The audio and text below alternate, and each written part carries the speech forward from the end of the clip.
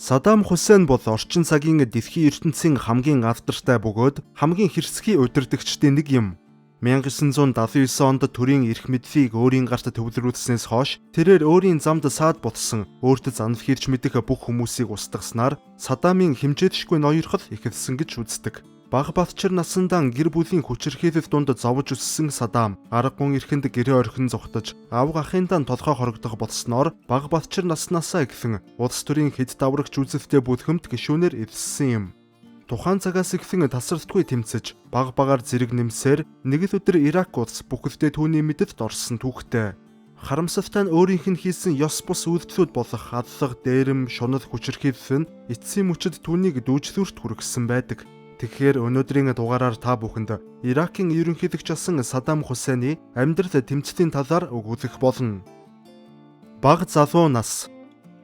Саддам Хусейн 1937 оны 4-р сарын 28-ны өдөр Тикрит хотын ойролцоо тариа тарьж, шавар тагсанд амь зуудаг ядруухан гэр бүлд мэндэлжээ. Саддам анх төрөхдөө баруун гарын бугуунда хар хөхөнгийн 3 цэг бүхий мэнгэ, өөрөөр хэлбэл таних тэмдэгтээ төрсөн байна. Түүний төрлөх тосгон их ядуу тосгон байсан тул дийлэнх оршин суугчид туйлын хүнд нөхцөлд амьдардаг байв. Саддамын эцэг нь хончин байсан бөгөөд хүүгийн төрхөөс ч өмнө ор сурггүй алга болсон байдаг. Улмаар Саддамыг гидсэнд байхад түүний 12 настай ах хорт хавдраар амиа алдсан тул их нь сэтгэл зүйн гүн хямралд автаж, биедээ тээж байсан Саддамыг хөнөөгөөд дараа нь амиа игүүтгэх талаар төлөвлөж байжээ. Гэвч бүх зүйл санснаар болсонгүй. Саддам дэлхий дээр мэндэлж, эхэн түүнд Саддам буюу арабаар эсэргүүцэгч зөрүүд гэсэн утгатай нэр хайрлажээ. Эр нөхөр нь байхгүй учраас Иракийн ядуу тосгонд хүүхэд өсгөн гэдэг ихэнх нь хувьд хүндхэн даваа байв. Иймээс их нь Саддамыг бага байхад нь өөрийн ах болох үндэсний үзэлтэн тэтгэвртэй гарсан армийн офицер Кайрал Талфагийн гэрт өгсөн байна. Гэвч Саддам ахтайгаа ердө 3 жил хамт амьдарсан бөгөөд учир нь ахыг нь үндэсний үзэлтэн байсан тул Британий засгийн газрын эсрэг нууц хувилдаанд оролцсон хэрэгээр баривчилсан байдаг. Энэ зуур түүний их Ибрахим Хасан хэмээх эрэгтэйтэй гэрлэж гэр бүл болсон байна. Тосгоны иргэд уг ирийг худалч Хасан хэмээн хочилдог байж, ахаасаа аргагүй эрхэнд хагцаж ихтэрээ иргэн очсон Саддамыг хойд эцгийн хэрцгий авир харгас яргалал угтаж авсан юм. Саддамын хөр шайлуудын хожим гэрчлэн хэлснээр хойд эцэг нь Саддамыг өглөө бүхэн зодож сэрэхээс гадна цаг үргэлж түүнийг "Нохон гүлэг минь би чамайг хүсэхгүй байна" гэх мэтээр хараан дарамталдаг байсан гэдэг. Үүгээр тогтохгүй хойд эцэг нь Саддамыг сургуульд явахыг нь хориглож, оронд нь гэр бүлтэй зориулсан бусад айлуудаас ямаа дахиа зэрэг амьтдыг хулгайлах ажлыг хүчээр хийлгдэг байж. Гэтэл Саддам 10 настай байхдаа өөрийн авга ахыг шоронгоос гарч Тикрит хот дахь гэртэн иргэн ирснийг дуулаад тэрээр гэрээсээ зугтаж ах дээрээ очин амьдрах болжээ. Харин түүний ах Талфагийн хувьд тэрээр бяцхан Саддамын нүднээс ялалтын очийг олж хардаг байсан гэх ба тэрээр иргэн тойрны хүмүүстэй хандаж бяцхан Саддам хизээ нэгэн цагт Иракийн агуу удирдагч болох болно хэмээн ам бардам хэвдэг байж. Ингээд ах нь Саддамыг бага байхад түүнд зориулсан өөрийн хайртай гар буунаасаа бэлгэлжээ. Харин ахынхан өгсөн зэвсгээр Саддам сургуулийнхаа багш нарыг сүрдүүлэн дүнгээ сайн гаргадаг байснаас гадна бүр өсвөр наснд ч хүрээгүй байхдаа анхныхан хүн амны хэргийг үйлдэлсэн байдаг. Хүн амны хэрэг үйлдэлсний дараагаар цагдаагийнхан авгах Талфагийн гэрт дайран орж Саддамын дэрэн доороос түүний бууг олжээ. Ер нь бол авга ахынхан асаргаанд байхдаа Саддам сургуульд суралцах бүрэн боломжтой болсон ч тэрээр зөвхөн унших болон бичгээс хавьгүй илүү зүйлсийг сурч авсан юм. Он жилүүд өнгөрөх тусам Саддам өөрийн авга ахын улс төрийн үзэл баримтлалыг тууштай дэмжих бодж, улмаар 1957 онд сургуулаа төгссөнийхэн дараагаар буюу 20 настайдаа тэрээр Арабын социалист хөдөлгөөнд хамгийн доод тушаалтан буюу гудамжинд зэвсэг барин тулалддаг гишүүнээр эдсэн орсон байна. Энэхүү байгууллага нь 1947 онд Сирийн нутагт байгуулагдсан ба үндсэн зорилго нь ойролт орондын араб угсаатнуудыг нэгтгэж Арабын халифат байгуулахад гол зорилго нь оршиж байв. Уг бүлэг мөн тухайн цаг үед л ойролт орондын хамгийн хүчирхэг үндэсний үзэлтэй бүлгэмд тооцогддог байж. Харин 22 настайдаа Саддам хэдийнэ Иракийн тухайн үеийн ерөнхий сайд асан Абдул Карим Касимыг хөнөөх төлөвлөгөөний гол зохион байгуулагчдын нэг болоод амжив. 1959 оны 10 дугаар сарын 7-ны өдөр болсон уг халдлагаар Саддам болон түүний хамтран зүтгэгчид ерөнхий сайдын машиныг Багдад хотын хамгийн хөл хөдөлгөөнтэй гудамжинд явж байхад нь отолтонд оруулсан байдаг. Уг халдлагын улмаас ерөнхий сайдын жолооч амиа автсан бол ерөнхий сайд гар болон мөрөндөө бууны шархтайгаар амьд үлдэж чадсан байдаг. Харин Саддам хөлөндөө буудулсан ч цагдаагийнханд баригддаггүй зугтаж чадсан юм. Уг ажиллагаанд оролцсон хэд хэдэн хүмүүс баригдаж улмаар цаазын яд сонссон бол нөгөө талд Саддам баригддаггүйгээр барахгүй хөлөндөө зоогдсон сумыг хутгаа улаасхан өөрийн гараар сугалж авсан тул түүнийг эрэлхэг нэгэн хэмээн үзэж радикал үзэлтнүүдийн дунд алдартай нэгэн болон хувирсан байдаг. Гэвч Саддамын хойноос цагдаагийнхан болон тусгай албад тасралтгүй мушгиж байсан тул тэрээр Египт улсаас улс төрийн орогнол хүсэж харин хариу шийдэн гарах хүртэл Сирийн нутаг руу дөрвөн зугтахаар боджээ. Аз бодч нэг их удалгүй Египт улс түүний хүсэлтийг зөвшөөрч харин Египтэд байхдаа Саддам нийслэл Каир хотын их сургуульд хуулийн чиглэлээр суралцж эхлэв. Улмаар 1963 онд Иракийн ерөнхий сайд Касимын засгийн газрыг цэргийнхэн цэргийн эргэлтхийн унгасны дараагаар Саддам эх орондоо иргэн очив. Харин эх орондоо ирсэн даруйда тэрээр өөр нэгэн зохион байгуулалттай аллахын ажиллагаанд тэр дорон оролцохоор боджээ. Учир нь тухайн цаг үед түүний харьяалагддаг Арабын социалист хөдөлгөөн нь дотоодын тэмцэлд автаж эцсийн мөчөд сүрлийн ирмэх тулаад байсан тул бүлэг гишүүд нь нийлж өөрсдийн тэргүүнийг суудлаас нь буулгахаар төлөвлөсөн байна. Мэдээч энэ нь урвалт байсан тул Саддамыг дахиад л эрен сурвалждаж эхлэв. Иймээс тэрээр аргагүй эрхэнд олон нийтээс нугдах болж улмаар 1964 онд баригдаж шоронд хоригдох болов. Хэдий тэрээр шоронд хоригдож байсан ч улс төрийн үзэл баримтлалаа хизээч орхиогүйгээр барахгүй өөрийн гол үлгэр дуурайл авдаг хүмүүс болох Сталин, Хитлер гэх мэт хүмүүсийн талаар тасралтгүй уншиж судалсаар байв. Гэтэл 1966 онд өрөвч сэтгэлтэй шоронгийн харуулын тусламжтайгаар Саддам шоронгоос оргож чаджээ. Түүнийг шоронгоос гарах үед Арабын социалист хөдөлгөөний тэргүүн нь хэдийнэ солигдоод байсан тул Саддамыг шинэ удирдлагууд шууд угтан авч түүнийг бүс нутгийн нарийн бичгийн даргын орлогч болгон тушаал дэвшүүлв.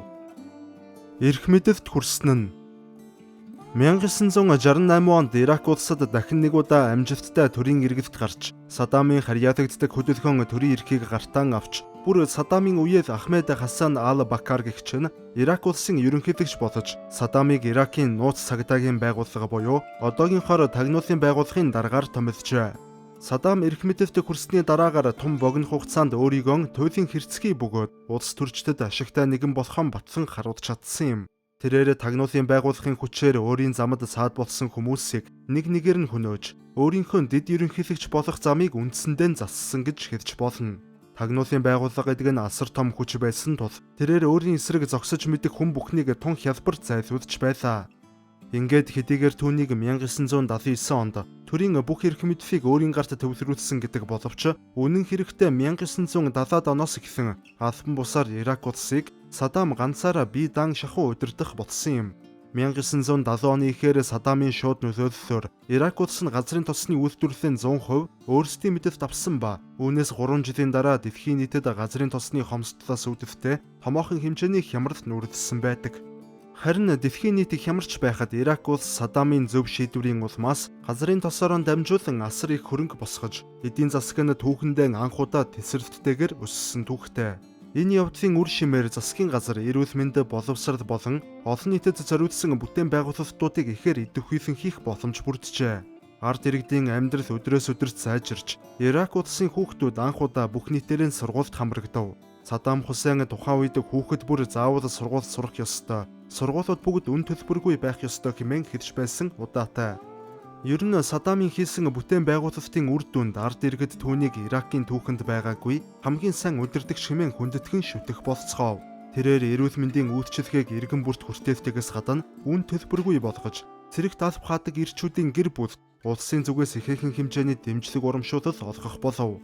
Тухайн цаг үед ойрхон орондод Иракаас өөр ямар ч улс ийм их хэмжээний шинжилэлт хийж чадхааргүй байлаа. Улмаар Иракийн дайн эхлэх хүртэл Иракийн дундаж давхаргал хамгийн тохирсон, мөн хамгийн боломжийн цалинтай ажил нь барилгын ажил байсан юм. Учир нь Ирак улсад эдийн засгийн өсөлтөөн дагаад шинэ барилгууд хэдэн мянгаараа баригдах болсон байна. Энэ мэтээр бүх салбарууд нь асар хурдтай хөгжихийн зэрэгцээ. Ирак улс зэвсэглийн салбараа хязгаарч орхиогүй бөгөөд зэвсэглэлтийн хамгийн их буюу газрын тосноос олсон нийт цэвэр ашигын 40%-ийг барууны болон зөвлөлтийн орнуудаас зэвсэг худалдан авахд зарцуулж байлаа. Энэ ч утгаараа Ирак улс нь асар богино хугацаанд дэлхийд 3-т орох танкны аримтай улс болж чадсан юм. Саддамын ихэнх үед Ирак улс хөгжин цэцэглэж сэргэн мандаж байсан гарцаагүй үнэн. Гэвч батлан хамгаалахтаа зарцуулсан энэ их төсөв нь яалтчгүй Иран болон Ирак хоёр улсыг дайтахад хүргэсэн юм. 1979 онд Саддамын үеэл буюу Иракийн ерөнхийлөгч Ахмад Хасан Бал Акар Ирак болон Сирь улсуудыг нэгтгэх оролдлого хийж тэр нь бүтэлгүйцсэний дараагаар ерөнхийлөгчийн нэр хүнд улс даяараа унаж эхлэв. Улмаар 1979 оны 7 дугаар сарын 6-ны өдөр Саддам өөрийн үеэлийн сул талыг ашиглан албан хүчээр ерөнхийлөгчөөс огцрох бичигт гарын үсгийн зуруудж 7 дугаар сарын 16-ны өдөр Саддам өөрөө Иракийн албан ёсны ерөнхийлөгч болсон байдаг.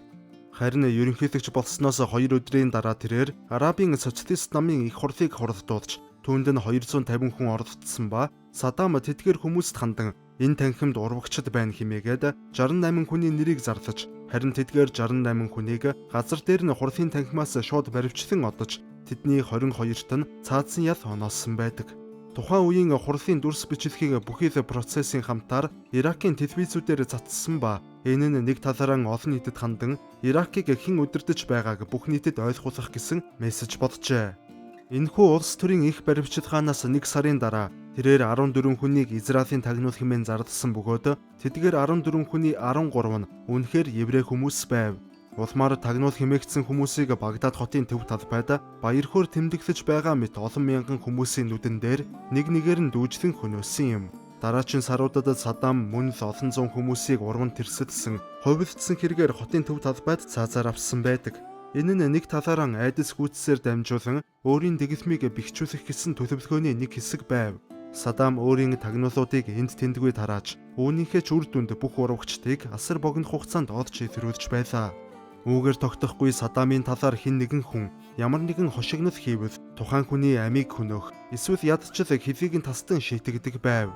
Хэдий эдийн засаг болон аж амьдрал өдрөөс өдөрт сайжирсаар байсан ч нөгөө талаараа Ирак улсад тухайн үедээ ямар ч эрх чөлөө, хүний эрх гэх ойлголт тогтоосон байхгүй байсныг энэ мэт үйл явдлууд гэрчилдэг. Хувийн амьдрал. Саддамын хувьд тэрээр хамгийн анх өөрийг нь бага байхад өсгсөн авгаах Талфагийн охин буюу өөрийн үеэл Сажидатан гэр бүл болжээ. Тэд хамтдаа 2 хүү 3 охинтой болцгоосон юм. Тэрээр гэр бүлийнхэн гишүүдийг олонний өмнө ил гаргах дургүй нэгэн байв. Харин цаг хугацаа өнгөрч хүүхдүүд нь өсөж том болох үеэр Саддам хүүхдүүдээ Иракийн засгийн газрын өндөр албан тушаалуудад томилсон байдаг. Ер нь Саддам олон нийтэд хүчрхэг имижтэй харагдахын тулд үсийн тогтмол хараар бодуулж, сахлаан ургуулan мөн нүдний шил огт зүүдэггүй байв. Гэхдээ хөшигний ард тэрээр нүдний шилийн тогтмол зүүдэг нэгэн байж. Тэрээр өөрийн мэдлийн 20 гаруй эдсэн газар байшинтай байсан ба тэд бүгдээрээ улсын өндөр хамгаалалтанд хамгаалагддаг байв. Мөн Саддам өөртөөгөө ижил төстэй хүмүүсийг олж өндөр цалин өгдөг байсан ба тэдгээр хүмүүсийг өөрийн орлон тоглогчд болгон ажилуулдаг байв. Энэ нь мэдээч өөрийн амь насыг гадны болцсошгүй хавталгаас хамгаалах нэгэн арга байлаа. Харин хоол хүнсний хувьд эхлээд хоол шалгагч нь Саддамын хоолны цасрагийн туяаг хэмжиж үзээд дараа нь амсаж үзснээр 10 минутын дараа Саддамд идүүлдэг байж. Харин дарсны хувьд Португал улаан дарсанд нугасгүй нэгэн боловч Исламын шашны хатуу дэг жаягийг барьдаг хэмээн олонд ойлгогдохын тулд тэрээр хизээч олонний өмнө согтруулах ундаа ууж байсангүй. Мөн тэрээр бактери болон микробнуудаас нэлээд эмээдэг нэгэн байсан тул бүр түүний генералууд Саддамтай уулзахтаа хүртэл гадна болон дотор хувцаснуудаа бүгдийг нь угаалгаж дараа нь тусгай эндүүгээр хатаалгаж эцэст нь рентген туяагаар шалгуулсны эцэст түүнтэй уулздаг байсан гэж ярьцгаадаг. Мөн Саддамтай уулзахаасаа өмнө бүх хүмүүс гараа бактерийн эсрэг савнгаар сайтар угаах үүрэгтэй байв. Тэрээр өөрийн эрх мэдлийн оргил үед Иракийн ард иргэдийн ертөнцийг харах үнцгийг тодорхой нэг хязгаарлагдмал хэмжээнд барьж, барууны соёл урлаг технологийн дэвшлүүд болон хууль эрх зүйн ойлголтуудыг хүмүүст тэр бүр мэдүүлэхийг хүсдэггүй байж. Бүр нэг удаа тэрээр Америкийн нэгдсэн улсын иргэд ерөнхийлөгчөөн шүүмжилснийхэн төлөө ямар ч хариуцлага хүлээдэггүй болохыг олж мэдээд маш ихээр шоконд орсон тул энэ талаар хатуу нуух ёстой хэмээн бодож эхэлсэн гэдэг. Галан дундах он жилүүд. Саддам Хусейныг ерөнхийлөгч болдог жил Исламын бүгд найрамдах Иран улсад Исламын хувьсгал ядж Аятолла Хомейни төр болон шашны тэргүүнээр сонгогдсон байдаг. Саддамын засгийн газар Ирак улсад үндэсний цөөнхийг бүрдүүлдэг шашны сүннит дурсгалынхныг дэмжсэн бодлого түлхүү явуулдаг байсан бол нөгөө талд Иран улс нь шиитүүдийн дэмжсэн бодлого явуулж байсанд тэрээр ихэд эмзэглэдэг байв. Учир нь Иранд болсонтой адил Исламын хувьсгал өөрийнх нь улс их оронд өрнөхийг гэхээс болгоомжлж байлаа. Улмаар Саддам Хусейн гинэт галзуу алхам хийж 1980 оны 9-р сарын 22-ны өдөр Ираны мэдфийн Овзстан хэмээх муж руу ихээхэн цэргийн хүчээр цөмрөн оров. Тухайн бүс нутаг нь газрын тосны арвин их нөөцтэй нутаг байсан ч Саддамын хийсэн уг үйлдэл нь олон улсын бүхийд хууль тогтоомжуудыг зөрчсөн хэрэг байв. Энэхүү зэвсгийн мөргөлдөөн нь нэг их удалгүй дайны хэмжээнд хүртлэн томорсон ч Саддам Иран улсыг хэдхэн 7 хоногийн дотор бүр мөсөн эзлэн авна гэдэгтээ бүрэн дүрэн итгэлтэй байлаа. Харамсалтай нь Саддамд ямар ч цэрэг дайны туршлага байхгүй байсан тул тэрээр дайсныхан хүчийг дэндүү дутуу үнэлсэн юм. Гэтэл бодит байдал дээр Иран улс нь Иракаас 3 дахин том газар нутагтаагаас гадна ойрох дорндын асар хүчрхэг улс байв. Дайны үйл явц сунжрах тусам энэ дан Иракийн тавд ямар ч ашиггүй болж хувирсан тул Саддам Хусейн цөмийн зэвсэг хөгжүүлэхийн төлөө олон сая доллар зарцуулж эхлэв. Үр дүнд нь 1981 онд Израиль улсын зүгээс хэрв Ирак улс цөмийн хөтөлбөрөөр идэвхжүүлэн ажиллаж эхэлсэн бол яг одоо Иракийн хотууд дээрээс цөмийн зэвсэг унгаах ёстой хэмээн олон улсад хатуу шаардлага хүргүүджээ. Улмаар 6 дугаар сард Израилийн нисэх хүчин Иракийн Осирик дэх цөмийн судалгааны төвийг агаараас бөмбөгдөн устгасан байдаг. Хэрв уг байгууламжийг устгаагүй бол 3-аас 4 сарын дараа гэхэд Ирак улс нь цөмийн зэвсэгтэй гүрэн болохоор байлаа. Өөрсдийн цөмийн байгууламжийг алдсан явдал нь Иракийн хувьд тун хүн дээр тусаж, дайнд ялах ямар ч найдваргүй болон хувирсан байна. Ингээд Саддам өөрийн засгийн газрын гишүүдтэйгээ гаалттай хуралдаан хийв. Энэхүү хуралдаанаар Иракийн эрүүл мэндийн сайд Саддамд хандан Иран улстай хийж буй дайнаа зогсоож, гал зогсоох хэлэлцээр байгуулах санал тавьжээ. Харин Саддам түүнийг эвэн даалангүй байсанд талархсан боловч дараа нь эрүүл мэндийн сайдыг газар дээрээс нь баривчлан авч одсон байдаг. Энэ мэдээг сонссон эрүүл мэндийн сайдын эхнэр Саддамаас нөхрөө суллуулахыг биечлэн гуйсан тул Саддам түүний хүсэлтийг зөвшөөрч, харин маргааш нь эрүүл мэндийн сайдын хідэн хэсэг болгон мөчилсөн биеийг эхнэрт нь гэрийн хаягаар хүргэж өгсөн юм. Дайн даймжрах тусам Саддамын дайнд ялах гэсэн хүсэл улам бүр дүрлцэж, ямар ч хамаагүй арга хэрэглэхэд бэлэн болж эхэлсэн ба олон мянган күрд иргэдийг химийн хорт утаагаар хордуулан хөнөөсөн байна. Үүнээс нь болж ойролцоогоор 5,000 гаруй энгийн иргэн амиа алдаж, харин 10,000 гаруй хүн гэмтэж бэрчсэн түүхтэй. Саддам Хусейн тэдгээр олон энгийн иргэдийн дээрээс нислэг тэргээр хорт бодис цацаж хордуулсан нь мөн л хүний эрхийн түгээмэл тунхаглал олон улсын хэм хэмжээг ноцтой зөрчсөн үйлдэл болжээ. Өнөөдрийг хүртэл хортгий цацсан бүс нутагт амьдардаг күрд иргэд Иракийн бусад нутгуудад амьдардаг иргэдтэй харьцуулахад төрхийн хүндрэл хорт хавдар, элдв хууч өвчин, зүрх судасны өвчнөөрөө хамаагүй илүү өртөмтгийг их судалгаа гарсан байдаг. 1988 оны 8 дугаар сарын 20-ны өдөр буюу Ирак Ираны дайн эхэлснээс 8 жилийн дараа талууд тус бүр 500,000 гаруй хүнээ автсны эцэст хоёр тал гал зогсоох хэлэлцээр байгуулав. 8 жил үргэлжилсэн дайн цагтаа сэргэн мандаж байсан Иракийн эдийн засаг, дэд бүтцийг бүхэлд нь юу ч үгүй устгасан байна. Мөн 1 сая гаруй Ирак сэрэг сайн дураараа цэргээс халагдсан байдаг. Ирантай хийсэн дайн амжилтгүй болсны дараагаар Саддам Хусейн өөрийн овоо харааг баян чинээд хөрш улс болох Кувейтийн зүг чиглүүлв. Саддамын хувьд тэрээр Кувейт улс нь дэлхийд даяар нийт 200 тэрбум гаруй долларын хөрөнгийг олон зуун банкнд хуваан байршуулсан гэдэгт бүрэн итгэлтэй байв. Иймээс Кувейт хэмээх жижигхэн улсыг эзэдж авснаар Саддам Хусейн дайны бүхий л үр төлбөр төдийгүй өөрийн эх орныг дахин тогтвортой байдалд оруулах бүхий л хөрөнгө мөнгийг олж авна хэмээн найджээ. Ингээд 1990 оны 8 дугаар сарын 2-ны өдөр Ирак улс нэгэн цагт өөрсдийнх нь бүрэлдэхүүн хэсэгт багтаж байсан Кувейт улс руу цэргийн хүчээр цөмрөн оров. Иракийн арим ердөө 6 цагийн дотор Кувейтийг бүхэлд нь эзлэн авчээ. Үр дүнд нь нэгдсэн үндэсний байгууллагын аюулгүй зөвлөлд хуралдаж 1991 оны 1-р сарын 15-ны өдрөөс өмнө Иракийн армийг Кувейтээс гарах албан шаардлагыг хүргүүлжээ. Харин энэ үеэр Саддам Хусейн өөрийн жүжигчилсэн тоглолтыг тасралтгүй хийсээр байсан ба тэрээр Кувейт иргэдээс телевизээр дамжуулан Иракийн мэдэлд орсон дом баяртай байна уу гэх мэтээр асуултууд асуусаар байв. Мэдээч өнөөх хүмүүс нь албан хүчээр тийм гэж хариулж байсан ч нүд нь харин өөрийг үгүүлж байлаа. Ингээд 1-р сарын 15-ны өдөр өнгөрч Ирак улс цэргийн Кувейтээс гаргаагүй тул Америкийн нэгдсэн улсын ерөнхийлөгч асан Жорж Буш буюу эцэг Бушаар удирдуулсан нэгдсэн үндэсний байгууллагын эвслийн цэрэг Иракийг зорьсон юм. Саддамын арим Америкийн нэгдсэн улсын цэргийн хүч шинэлэг технологийн эсрэг тулалдах чадваргүй гэдэг нь анхнаасаа л ойлгомжтой байв. Ингээд 6-7 хоногийн дараа гэхэд Иракийн цэрэг Кувейтээс бүр мөсөн ухарсан байна. Дараа нь гал зогсоох гэрээ байгуулсан ба үр дүнд нь Ирак улс өөрийн химийн болон бактериологийн зэвсэг хөгжүүлэлтийг бүр мөсөн зогсоохоор тохиролцсон байдаг. Мөн олон улсын зүгээс Иракийн эсрэг эдийн засгийн хориг арга хэмжээг улам бүр нэмэгдүүлэхээр болжээ. Гэхдээ энэхүү дайнаас үүдсэн хамгийн хүнд шарх нь Ирак улс Америк нэгдсэн улсын эсрэг байвтаснаар 150,000 гаруй цэргээ алдсан явдал байв. Энэ бүхнийг цагаатгахын тулд Саддам бид хэдийгээр зорилгодоо хүрч түүхэн газар нутаг болох Кувейтийг нэгтгэж чадсан боловч Америк нэгдсэн улс болон тэдний гэмт хэргийн хамтрагчид бидний зүйлийг биднээс булаан авлаа хэмээн ард түмэндээ хандан хэлсэн байдаг. Үүний дараагаар 1992 онд нэгдсэн үндэсний байгууллагын шинжээчид ирж Саддамыг гэрээгийн хэр сайн биелүүлж байгааг шалгаж үзсний эцэст Ирак улсыг мөн л цөмийн зэвсэг үйлдвэрлэж байж болцсошгүй хэмээх дүгнэлт гаргажээ.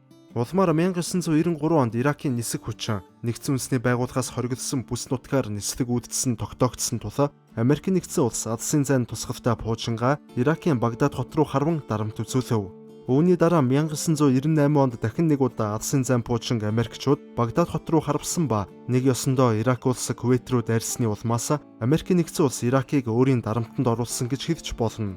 Иракийн эсрэг авсан эдийн засгийн хориг арга хэмжээ Персийн булангийн дайн дууснаас хойших 9 жилийн дараа ч мөн үргэлжлэлцээр байсан тул Ирак улс худалдаа 8 хийхийн тулд аргагүй эрхэнд дэлхийн хар захад хууль бус 8-нд оролцох болж ард иргэдийнхэн ч амьдрал өдрөөс өдөрт дордож эхлэв.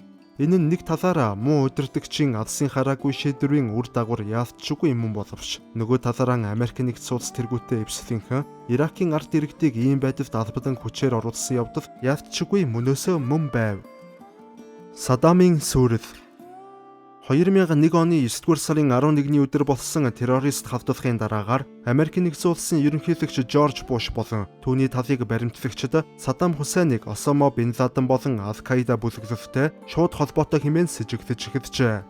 Улмаар 2002 онд ерөнхийлөгч Жорж Буш Ирак улсыг Иран болон Хойд Солонгосын адил чөтгөрийн эзэнт гүрэн хэмээн дуудав. Улмаар 2003 онд Америк нэгдсэн улсын төлөөлөгчдийн болон Сенатын танхим дуу нэгтэйгээр Америк нэгдсэн улсыг Иракийн эсрэг дайны ажиллагаа явуулах ёстой хэмээн үзүүлснээр Ирак Америкийн дайн эхэлж 2003 оны 3 дугаар сарын 20-ны өдөр Америк нэгдсэн улсын эхний ээлжийн цэргийнхэн Иракийн нутагт газардсан байдаг. Дайн эхэлснээс ердөө 2-7 хоногийн дараа гэхэд Иракийн засгийн газар болон цэрэг арим бүхэлдээ устж улмаар 2003 оны 4-р сарын 9-ний өдөр нийслэл Багдад хот Америкчуудад эзлэгдэв. Гэвч Саддам Хусейн амьд мэнд Америкчуудаас зугтаж чадсан тул Саддамыг хайх ажиллагаа ойрхон дорн даяар эхэлжээ. Тэрээр зугтаж явах үеэр Саддам хэд хэдэн видео бичлэг хийж бүх нийтэд цацсан ба Америк нэгдсэн улсын хийж буй үйлдэлийг тэрээр буруу шааж хүмүүсийг улс орнуудыг өөртөө туслахыг хүссэн байна. Улмаар 2003 оны 12 дугаар сарын 13-ны өдөр Тикрит хотын ойролцоо орших газар доорх байгууламжаас Саддам Хусейныг олон баривчилжээ. Тэрээр Америк нэгдсэн улсын зүгээс өөртөө тулгасан хэрэгүүдийг хүлээн зөвшөөрөхгүйгээр барахгүй 1991 онд болсон Персийн булангийн дайныг хүртэл зөвтгөж Кувейт улс Иракийн мэдфийн нутаг байсан хэмээн мэдүүлэг өгчээ. Үнэхээр түүхийг сөхвөл Кувейт нь яалтчгүй нэг талаараа нэг хэсэг Иракийн мэдфийн нутаг байсан болж тарж байгаа юм. Түүнийг нэгт 50 гаруй гэмт хэрэгт буруутгасны 20 орчим нь хүн төрөлхтний эсрэг үйлдсэн гэмт хэрэгүүд байв. Гэвч Саддам Хусейн тэдний ихэнхийг нь өөрт нь ямар ч хамааралгүй хэрэгүүд хэмээн зүтгэсээр байлаа. Тэрээр Америкчуудад хандан Ирак улсад хүчирхэг ерөнхийлөгч хэрэгтэй, Иракийг хатуу гараар барих ёстой. Тэр ч утгаараа би ерөнхийлөгч болсон хэмээн хэлж байсан удаатай. Гэвч эцсийн эцэст шүүхээс түнд цааз ял оносноор 2006 оны 12 дугаар сарын 30-ны өдөр цаазлуулсан түүхтэй. Хэдий Саддам Хусейн үхэж Иракийн засгийн газар устсан боловч Ирак Америкийн дайн 8 жил үргэлжилж 2011 оны 12 дугаар сарын 15-ны өдөр дуусгар болсон юм. Хэдий дайн дууссан гэж үздэгч өнөөдөр Иракт бүх нийтээр хүлээн зөвшөөрөгдсөн Саддамын засагтай адил хүчирхэг засаг оршин тогтнож чадаагүйгээс болоод Иракийн ард түмэн мөнхийн дайн хядааны галан дунд амьдарсаар байна. Магадгүй үнэхээр Арабын улс орнуудыг нэгэн хүчирхэг гар удирдан залуурдах ёстой байхыг ч үгүйсгэхгүй.